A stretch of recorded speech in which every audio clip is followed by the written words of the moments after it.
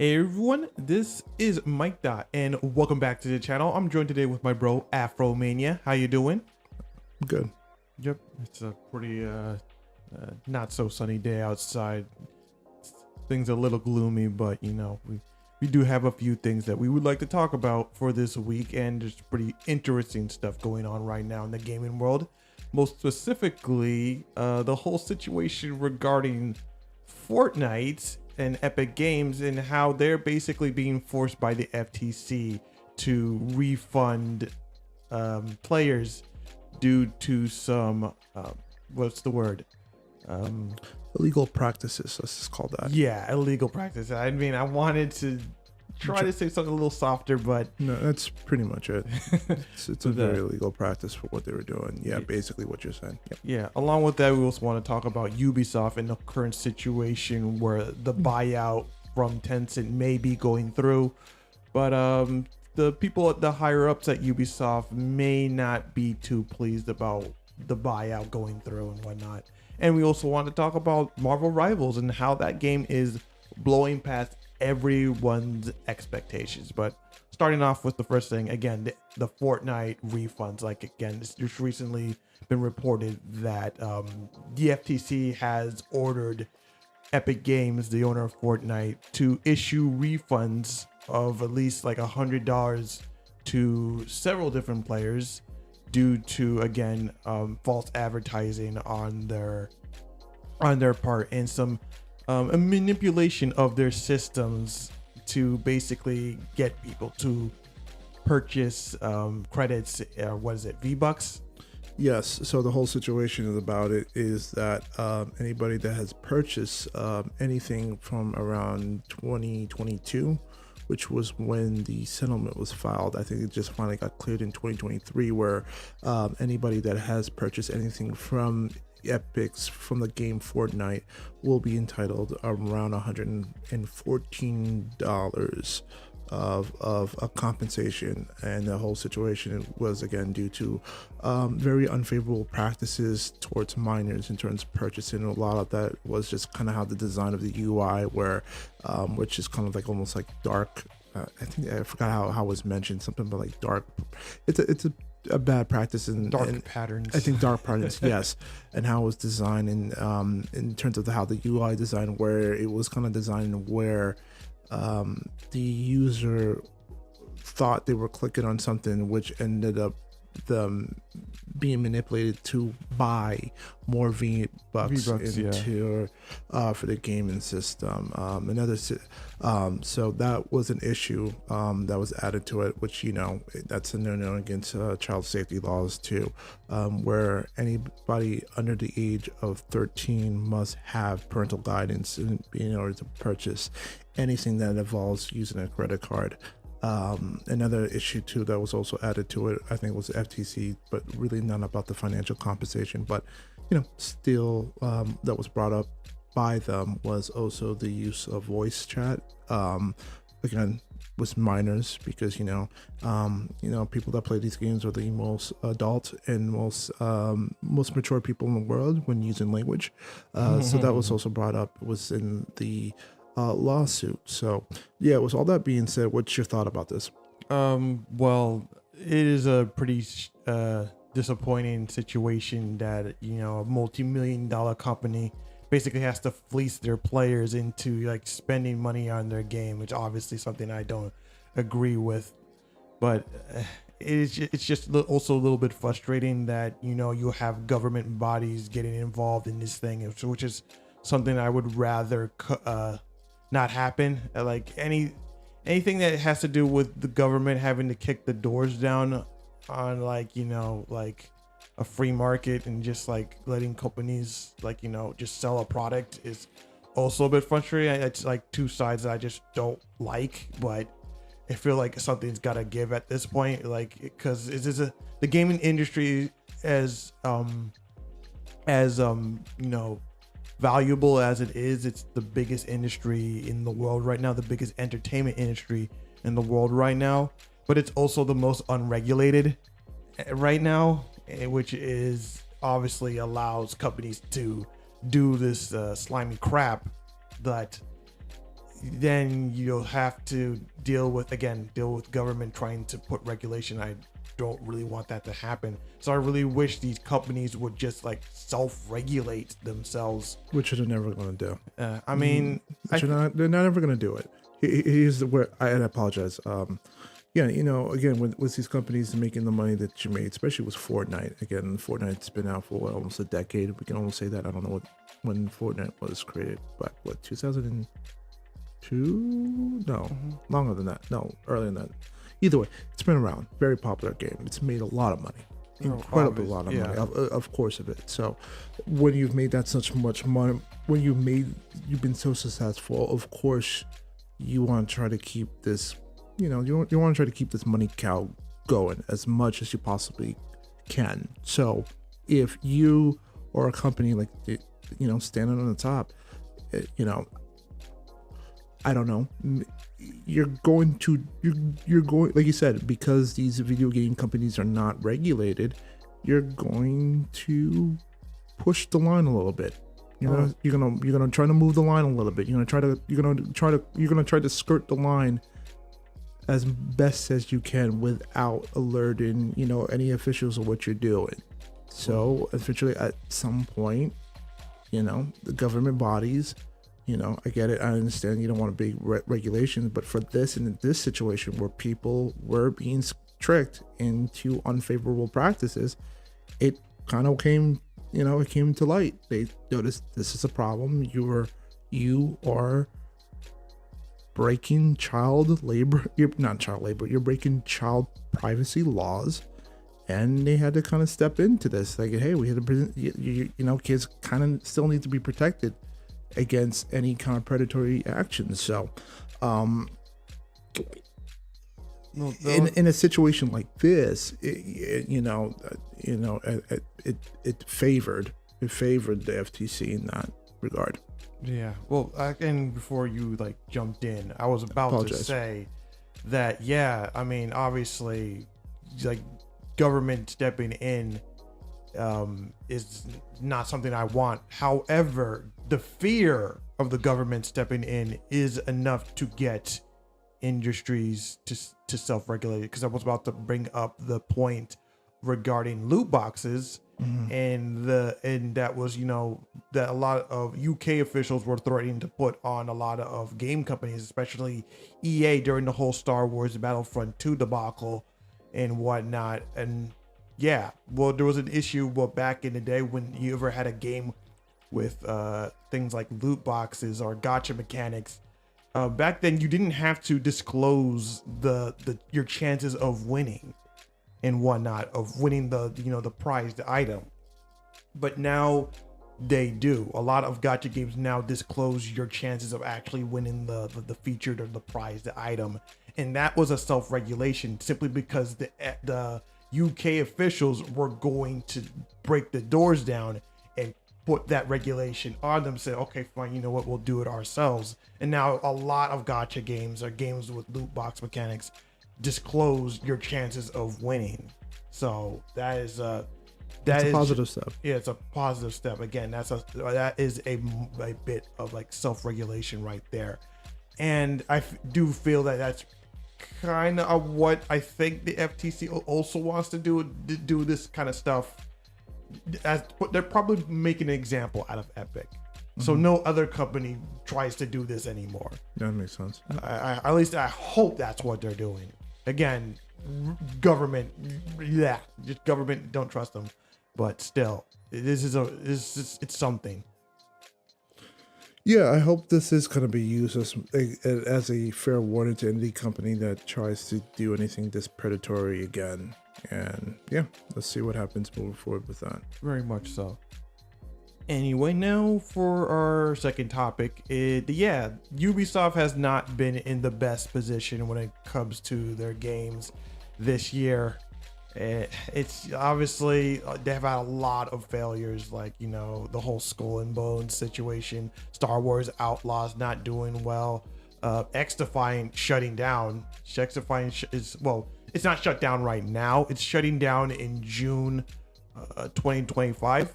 And they're going to release season 3 still, but other than that, it's basically the game is done. And what sucks even more is that this entire like dev team for XDefiant actually all got laid off, and this is before Christmas, so that is obviously terrible.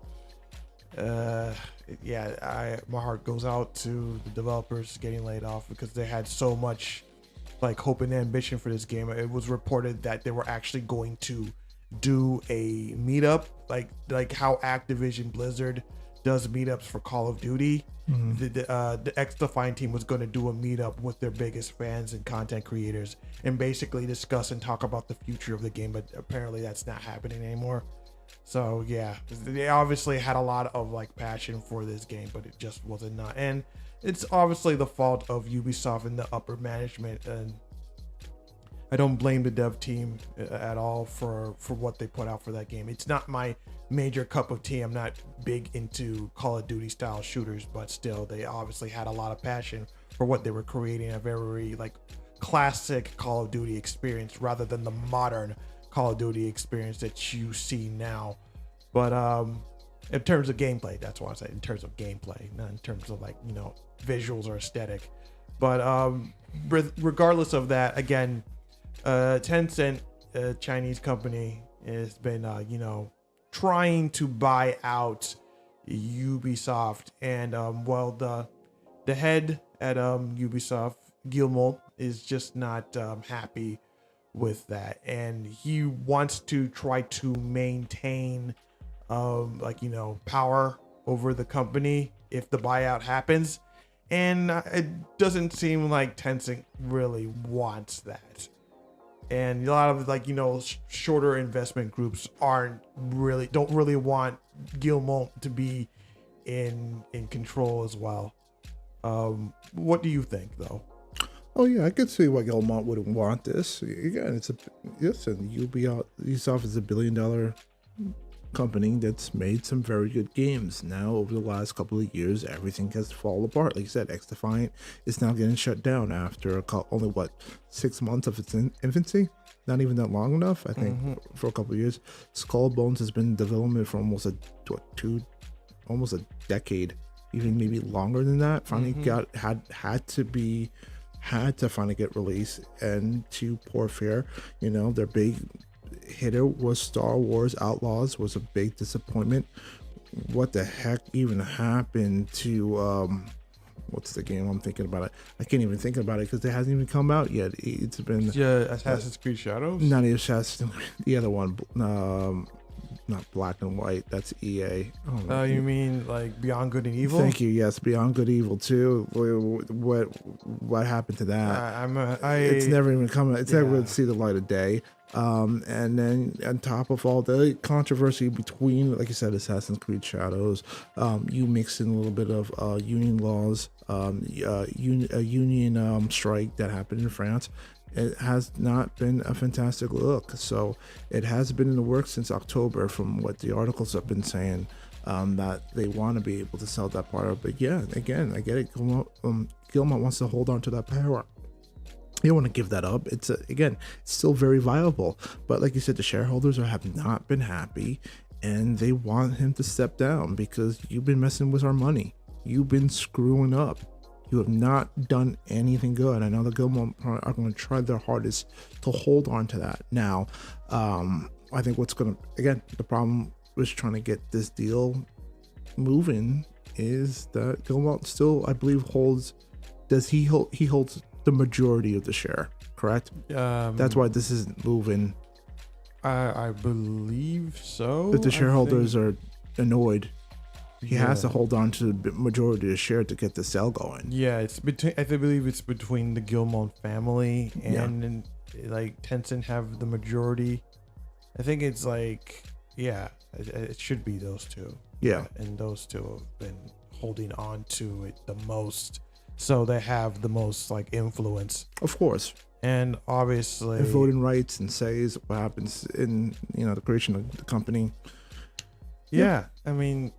It is a little like, it's a little frustrating to see like this company that used to produce such like, quality games just go under due to awful mismanagement and whatnot, and obviously very poor decisions. But it probably needs to be done, especially considering there's also the possibility that IPs will be sold off during, because like there's a lot of people want access to those IPs again, like Beyond Good and Evil, Rainbow Six Siege, For Honor, and just a whole bunch of like Rayman. Can't forget Rayman, the Rayman. Tom Clancy series, Splinter Cell, probably over there, Yeah, Rainbow Six, all the Tom Clancy stuff. Yeah. Oh yeah, no, that's a lot. That's a lot that's being touched too, which I think that was also part of the plan too, where they might sell off some of the IPs. Right. I mean, I would very much love them to sell off Beyond Good and Evil to somebody to finally finish the game, because like that game has been development hell. I believe It's catching up to Skull and Bones. it is catching up to Skull and Bones, yeah. And it's just like, it sucks because like people were looking forward to that, and I was looking forward to that. Obviously the first game was really good. It was like really like, you know, action RPG adventure, and this one looks like it was going to expand upon that, and now it's still not here. It's just like, come on, like how long do you need to wait? Like how long I just feel like there was no like defined vision for that game, and that's why it's been in development hell.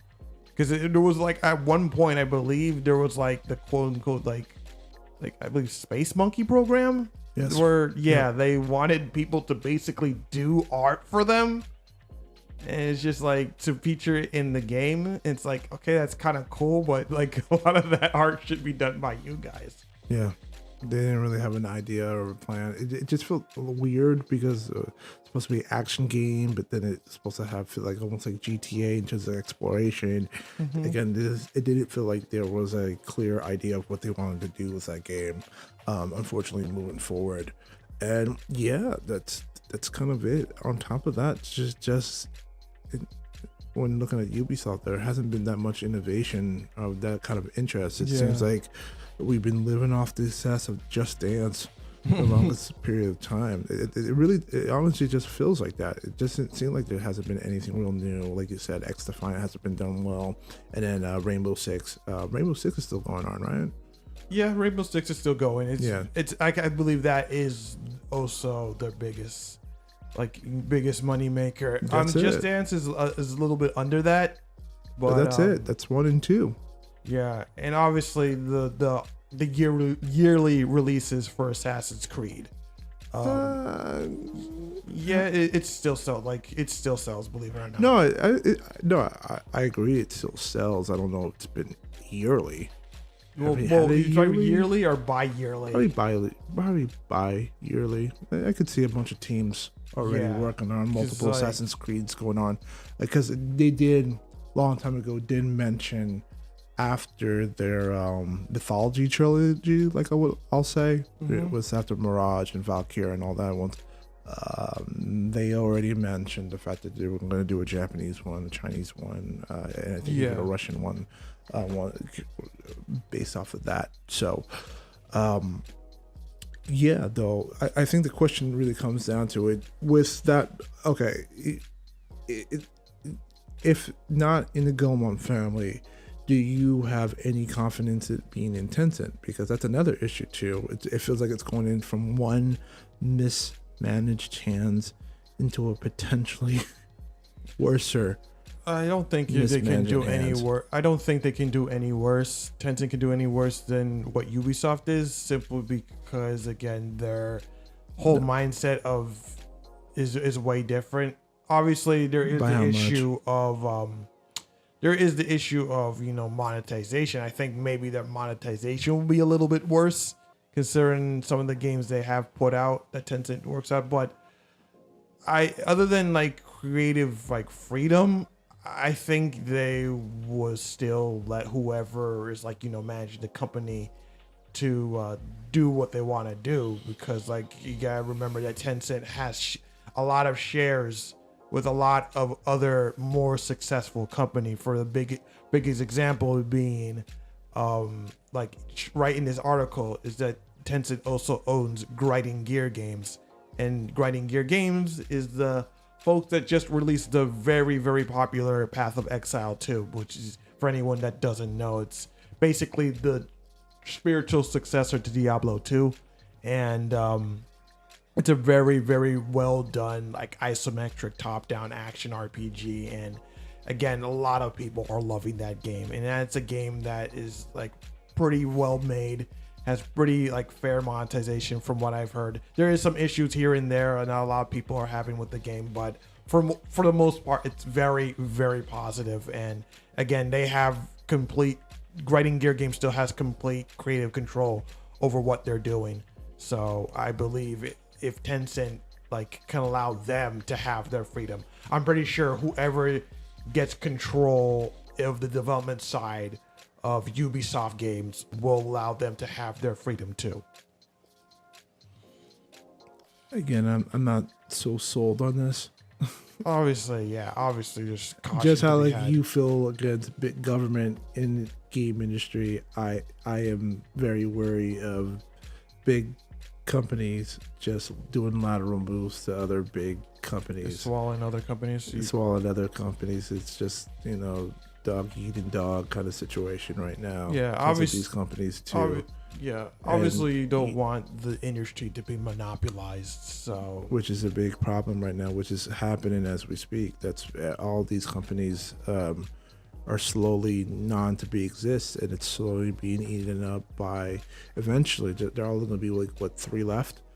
Yep, it's just gonna be like the big 3. Really, just honestly, the big and then after that, it might just be one, or everybody. It's just under one thing for a while, and sure, you'll have maybe different. Maybe you'll have a company come up, but it won't. Clearly, it's going to struggle because it won't have the financial backing like these big ones do, and to the point where they can come in with their money and the Warriors and like squash them out. Again, I'm just talking very like out there.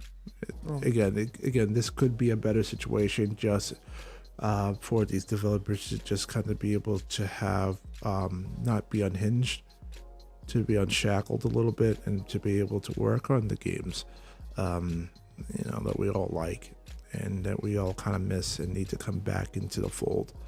But in terms of these companies being moved, I just don't think they work out as much as people want them to. Well, we're just For change's sake does not always work out. Obviously, I could agree with you on that one. I don't like change for the sake of change. I know a lot of people love like progression, but like not all progression is positive, and then people need to desperately realize that. So, but yeah, I feel it's just gotta wait and see what's going on. I don't really think that a monopoly will form because again, government is going to step in if they feel that a monopoly is forming. They're going to force companies to break up anyway. Has it really stopped a lot of companies? It stopped Microsoft. Yeah, well, Google is officially being stopped. They're gonna figure a way around it. Watch, give it time. They'll figure around it. Well, if they can, if the government can finally do something about Google being a monopoly, they're actually getting them to break up Chrome. They have to sell off Chrome because they've officially been branded a monopoly. And yeah, I mean, so I don't think any company as powerful as they are can escape every little can exploit every single loophole. Like, I think eventually enough is going to be enough. Yeah, I think again they're gonna skirt the line. They're gonna continue to skirt the line. Again, you look at Microsoft. It hasn't stopped Microsoft. It hasn't. They were able to buy Activision, another big video game company, into their fold. So you say, they stopped Google, great.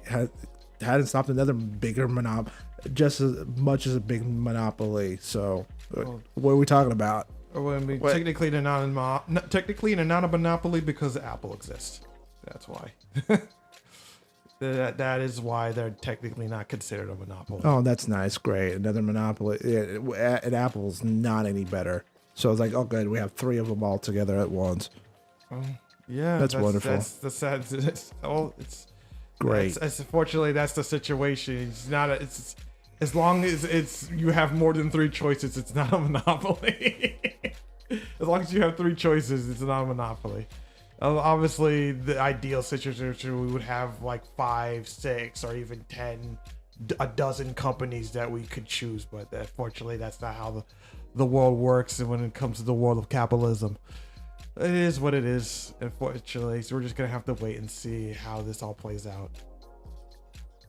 And for our last topic, on a more positive note, Marvel Rivals released last week, and it has been doing gangbusters when it comes to just player interest, as it reached like, what is it, 480,000 like all-time peak on Steam alone, and it has over 10 million like registered players across all platforms, because it is a game that is multi-platform. You can play it on Steam. You can also play it, I believe it's on the Epic Games Store. You can also play it on PlayStation and Xbox. It's just, it's a lot of praise. A lot of people are just loving this game. I'm enjoying it. I'm loving the game. Afro's been playing it. He's enjoying the game. There is some issues here and there. I mean, a lot of people are complaining about the balance in right now. And yeah, but still, it's a really fun game, because a lot of people, including myself, are saying that this is basically the spiritual successor to Overwatch 1. Not Overwatch 2, Overwatch 1, because it is just like very chaotic, very casual, and just builds off the fantasy of just playing like epic heroes and villains and just doing all sorts of crazy stuff in order to complete objectives and save the day. It's just a really, really, really fun game. Yeah, I feel like we want to do a more in-depth review, but just giving our impressions on the release version of the game. What do you feel about the current game, the game in the current state, Afro? Like you said, it's a fun game. Honestly, the fact they come out with 33 characters out of the gate is ridiculous its own. So there is a lot of variety for people to sit down and be able to play, be able to test around for things. It's just really entertaining, you know. I really am digging the art style of the game. It has a really unique aesthetic that really does play with and you know, when you have the Marvel license, because again, this could be, when you hear about this, isn't not their first foray with using the Marvel license in this kind of manner, where you try to, you know, we have the IPs. A lot of these games do okay, but then they end up fizzling. You know, it's like, okay, it's a cute little cash grab. It's nice, but it's not really unique or fun. So the fact that they were able to kind of really take a Marvel property and kind of push it into a you can almost say a AAA spear, where it's very AAA. Very AAA. Is really impressive right now, and to be able to do it with all these unique characters too. Like, again, I think people have been just waiting for such a long time to be, hey, I want to be able to play these characters the way they are meant to be played. I think you were hoping for that with the Avengers game under Square Enix, and that just bombed. It missed the boat entirely on that, unfortunately. Yep.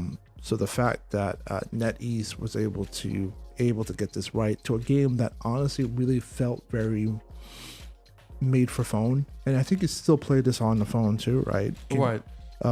Marvel Rivals? Is it? No. This is just PC. This is console. This is a console exclusive. PC. Okay. However, now that you mentioned that, it originally was supposed to be playable on a phone. It originally was supposed to be a mobile game, and it was labeled under the name Project X20. Mm-hmm. That's how it originally started. I thought so. Yeah, and basically they decided, you know what, let's scale it up. Let's skip the phone, the whole mobile game, and treat aspect. it as an actual real release, like an actual AAA game project. Yes. I think that worked out. Yeah, because looking at the game aesthetically, it does have a bit of that phone vibe. That's not like a slight on it.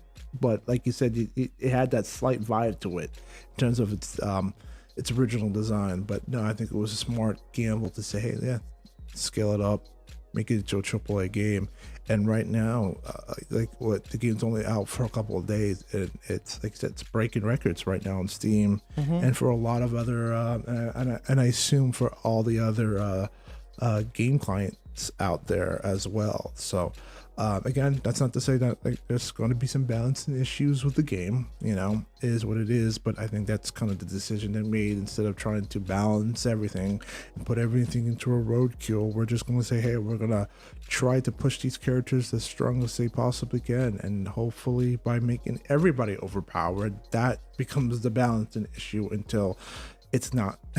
It becomes a big issue at the moment. So I think it's very fun. I think I've only done quick play. There's other modes too. I think they played another mode too, which is like I forgot the name of the mode. There's only 2 modes right now. Conquest, yes. Yeah. Where it's more of a point-based system. I just actually played it this morning right now, which I think it's also fun. I think that's something that we gotta look into and play. Yeah. But yeah, everything looks really, really good. I think that this is the smartest way of using the brand right now. Not only are you able to get the comic book version, but yeah, you're right. You could also sell the skins with the MCU, which I thought was again another great marketing tool. Now you have a game where if Disney does come out, or Marvel does come out with their movies, and we are ready to introduce a brand new character, boom, we're gonna have a costume ready right off the bat after you watch that movie. It's gonna be available, and I think right now it's a great marriage of that in terms of a strategic point. I can't wait to see the ideas of it. I think we talked about it, like how now they can actually play off the comic book ideas too, of having once you got enough characters, you can have X-Men versus Avengers, or you can recreate the moments in Civil War, or you can recreate these moments in Secret Wars and all these other moments in comic books where you get to play these characters play throughout the story, which I think they're still working on at the moment, right? They're still working on the story mode too. So well, I don't think they have plans for a quote unquote story mode, but obviously it's something that a lot of people want, because a lot of people thought there was something mentioned of a story mode even in the game. Like there's like story. Yeah, there's story and lore, but not something that you can actually play.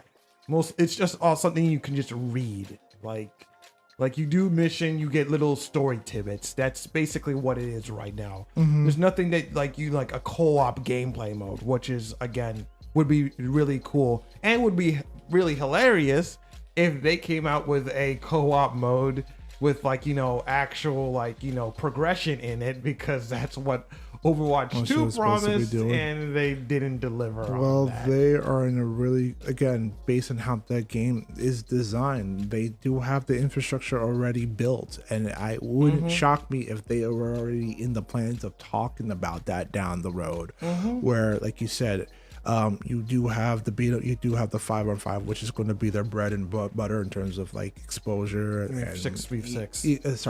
6v6 in terms of like the esports scene and how big that grows up. That's going to be good, and it's something that you can easily market to, because everybody now knows these Marvel characters, so it probably is a little bit more presentable on, say if you are to do esports on ESPN or something, or a casual audience, they'll at least know these characters by now based on the movies. So I think that everything's so set up for this, where they can technically have their cake and eat it too, in terms of how everything's marketed out and the expansion on it. It's a really good win. It's a win-win for everybody at the moment. Yeah, I agree. I mean, there's a lot I would want to say. I feel I will save that for a more extensive review on the game. But for now, it's a good game. It's fun. I think it's gonna be here to stay for a long time. If that player count is anything to expect for what the future holds for this game, as long as they can maintain this momentum and whatnot, and do their best not to piss everybody off, especially considering that a lot of people are dealing with really bad team compositions, with a lot of players just insta-locking like 4 DPS. We have one Vanguard, one healer, and everybody's like getting tilted because nobody's getting heals and whatnot. Just like I hope that they do something to about it without pushing a roll lock into the game or roll queue, because I do like the chaotic nature of the game. It does get frustrating when you have a lot of players that refuse to play like a team, but it is what it is. At the moment, the only thing I can really suggest is don't solo queue. Like, get some friends together, or just at least get some like-minded people off of a Discord group, just go in with a pre-made. Like, don't solo queue if you're gonna, because otherwise you're gonna have a bad time. Yeah, I feel like that could be said for almost any game, free to play game at this point. Yeah, it's always best to be done playing these games with friends that you trust. So, because your friends won't, it's not a stranger cursing you off when you don't do something right, or maybe your friends curse you off too. That also happens too. That's a very possibility though, but it's a lot more enjoyable when you're doing it with people you know. Yep, very much so. But anyway, that's it for this episode. What do you think about the topics we discussed here? What do you think about the FTC having to force Epic Games to pay out for their bad business practices? What do you think about Ubisoft and the whole situation with them getting bought out by Tencent? And what do you think about Marvel Rivals? Are you playing it? Do you enjoy it? Do you think it's just a blatant Overwatch clone that doesn't deserve the success? Let us know in the comments. And if you like what we're doing here, please rate, comment, and subscribe. I'm Mikedot with Afromania, and we are saying peace. Take care.